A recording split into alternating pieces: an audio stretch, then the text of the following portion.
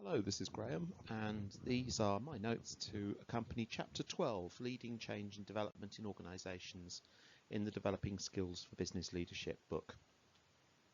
I'll try and keep it a little bit quicker this time. Cheers.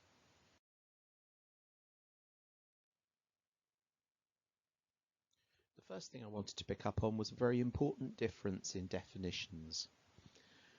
It looks very impressive on somebody's CV for them to say that they have had a role in change management. But change management is an IT term. It refers to a very complicated process of taking backups, doing offline development of software, preliminary testing also offline, backing up further the live system, and then live testing the new version, all of which hopefully prevents new software when it's being released from disrupting the business. That is change management. Very specific. It's a term that project managers and IT managers perfectly reasonably use. It is not a term to do with the human side of change in organisations. The management of change is a process of consciously shifting the culture of an organisation to what is perceived to be a better state. Sometimes that kind of conscious culture change is associated with introducing new technology. In theory, at least, both should be going alongside one another if an IT development is happening or if a new system is being implemented. In practice, there are certain project managers and IT specialists who are remarkably unaware of the human side of organisations. And very often it is those kinds of situations where, unless the organisation largely depends exclusively on the IT systems and the staff are relatively inconsequential to them, unless that's the situation, then those kind of projects very often go pear-shaped. So it's really important to be thinking about the two sides of what we're doing. I'll pick up on that in a moment.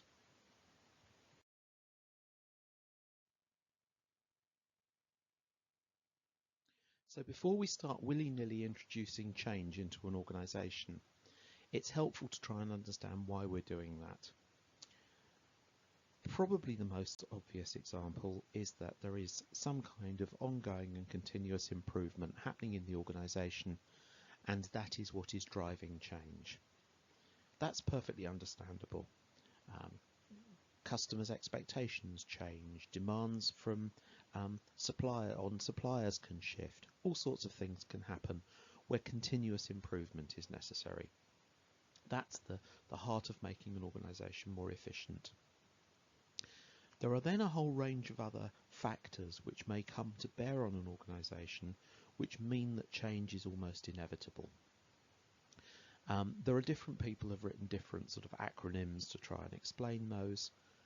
PESTLE is one which tends to get mentioned a lot in business school speak.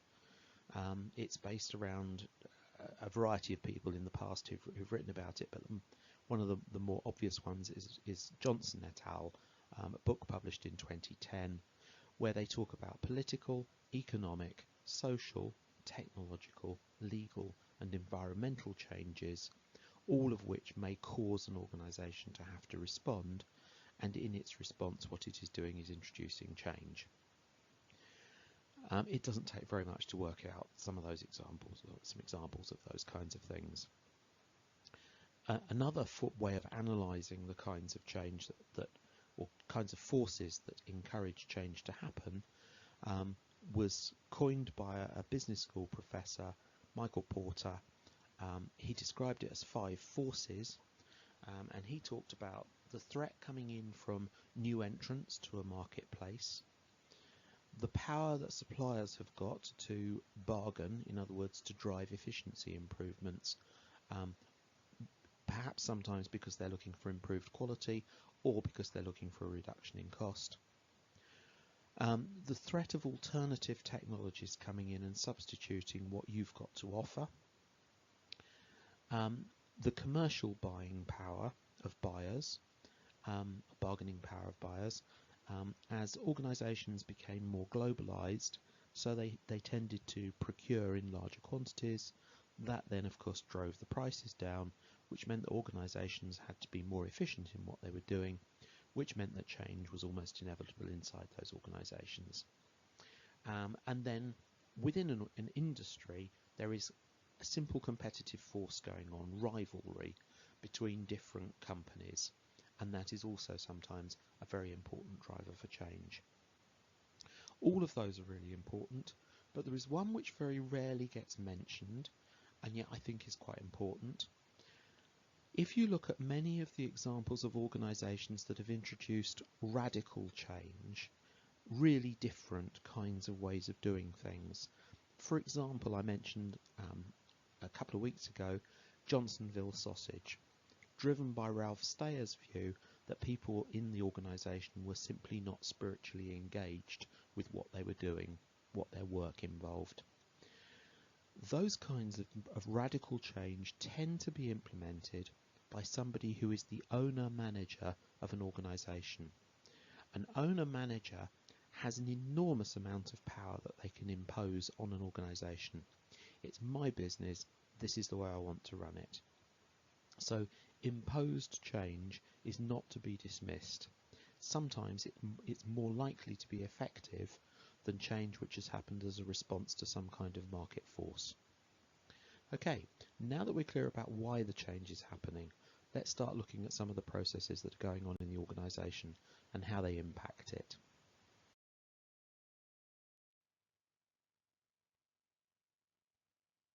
I've referred to Ed Schein lots and lots of times, and I will continue to refer to him.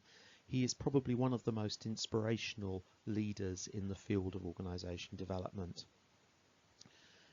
Ed Schein's model of what is going on inside an organisation to explain culture essentially is that there are two sides to any organisation. There is the task that's going on, the production of widgets, the saving of lives, the provision of social housing, whatever it might be, that is the task. There are then the people that are performing that task, and the people and the task both have to be managed.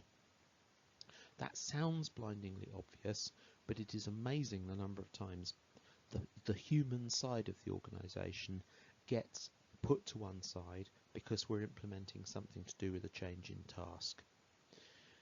What Schein said was that there were elements of task content, in other words, what is the objective we're trying to achieve, and people content, who are the people that are trying to achieve it. There was then the task process, in other words, if you like, the flow chart of the key actions that need to take place for some kind of thing to happen. But also there was the people process. How are the people working together? What's going on a human basis that influences the outcome of the task? And in both of those cases, the task and the process, anything which becomes repetitive becomes part of the structure. It's the way we do things around here. Those repetitive practices taken together, task and people, are the culture of an organisation. So when we are trying to change the culture of an organisation, which is really what leading change is fundamentally about, when we're trying to change the culture of an organisation, we have to take into account all four of those components: task content, people content, task process, people process. Now what Schein did was then go one step further in that. He divided the people dimension into two parts. He said on the one hand there was the internal dynamics, the interpersonal relationships between people within the organisation, and on the other hand there were the management of boundaries with the outside world, with people who were outside the organisation but in some way impacted upon it. If you go back to the previous slide where I was talking about the market forces, there will be lots of people who are on the edges influencing within the organisation, and those are the people that you would be managing those boundaries. So we've got task, people, content, process, structure, management of boundaries, and interpersonal dynamics. Big components, all of which we need to be thinking about when we're managing change.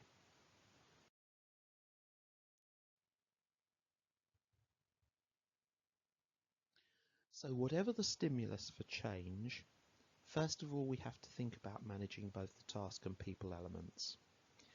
Success of any change initiative will depend almost always to a very great extent on the people. If we haven't won the minds and hearts of the people to make things happen differently, then they simply won't happen, and we end up having a wonderful technology solution, but nobody will use it. When we implement any change, in particular one which is affecting any change which affects culture, Shine had 3 elements that he said we needed to be mindful of. The first was the artifacts, the things that have been here in the past, the previous culture, the processes, the systems, the ways in which people related to one another, perhaps even the history of the recruitment process in some traditional industries where families, one after the other, generation after generation, would work for the same organisation. We tend to think of that in connection with industries like the coal industry or perhaps motor manufacturing and so on. But actually when you look at cross-generational legacies, you'll find that in the medical fraternity, many doctors, medical doctors, have parents who were medical doctors and medical practitioners. Many lawyers come from a family of lawyers. Many teachers come from a family of teachers. So in an awful lot of industries, that long-term historical legacy of this is how things are done around here has been transferred from one generation to the next. Artifacts have to be managed. The next thing that Shine recognised needed to be managed were the values. People have values, people carry values with them, and unless we recognise what those values are, we are in danger of running across them.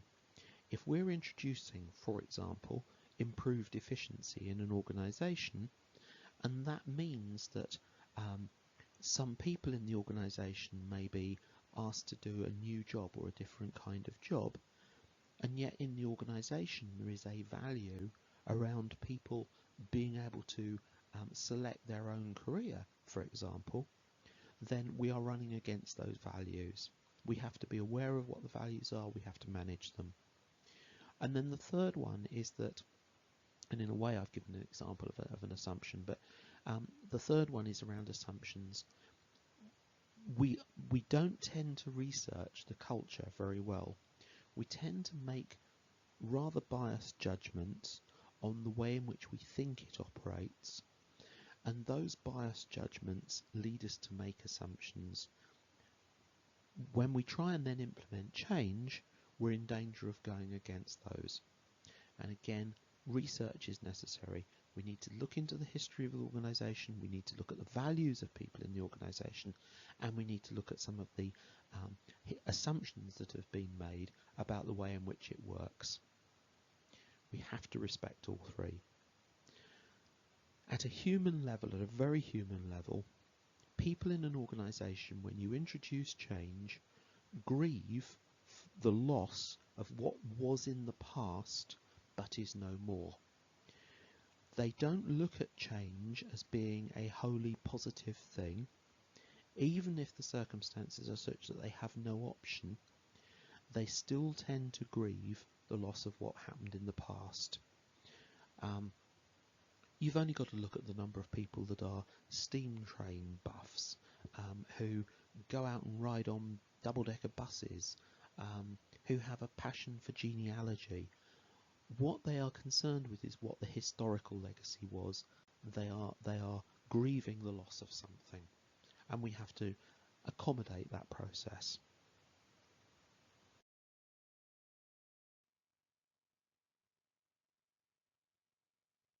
Which brings me to what has got to be the all-time most misquoted piece of management literature that you could possibly come across. A very well-known psychiatrist, a woman by the name of Elizabeth Kubler-Ross, operating in the States, went through a lot of difficulties in her life, but she ended up working in the hospice movement. She was effectively the person who founded the hospice movement. Elizabeth Kubler-Ross and somebody by the name of David Kessler wrote a book called On Grief and Grieving, with the strapline Finding the Meaning of Grief Through the 5 Stages of Loss. That book, or at least tiny little fragments of it, have been quoted by management consultants ad nauseum ever since. They have very rarely actually read the book. Many of them wouldn't actually understand it if they did read the book, because it is very much about deep psychology. But what they have done is they have taken at a very superficial level the idea that there might be 5 stages, and they have then assumed that because of the word stage, they are sequential, and they have then ended up producing the kind of diagrams that you've got on the top right hand side of this slide. The Kubler-Ross change curve.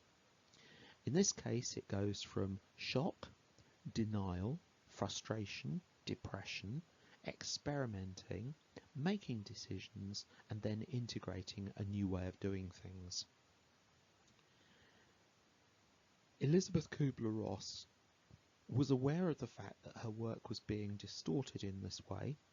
She made various speeches, lectures, radio broadcasts where she expressed her distress about it, but it wasn't really until she was actually quite elderly that she really got quite upset about it and made her feelings very known, that this was a complete distortion of what she had originally intended. It would be much better to think of it as there being 5 dimensions of loss, any one of which can come up at any time in somebody for a long period of time after they have lost whatever it is that they're grieving. There's a paragraph that's quoted here from the book. The reality is that you will grieve forever. You will not get over the loss of a loved one. You will learn to live with it. You will heal, and you will rebuild yourself around the loss that you have suffered. You will be whole again, but you will never be the same. Nor should you be the same, nor would you want to be. What Kubler-Ross was saying was that once we've lost something, whether it's a partner or whether it's a type of work we were doing, there will be times when we get depressed about that loss. There will be times when we are still frustrated about it. There will be times when we still deny the fact that it has gone. All of those are emotional states that come and go. But if we are managing change in an organisation, we need to be aware of the fact that all of those states can happen, that there is not a logical sequence to them, but that we have to be ready to manage them in individuals and in groups and across the whole organisation on an ongoing basis as part of our process of managing change.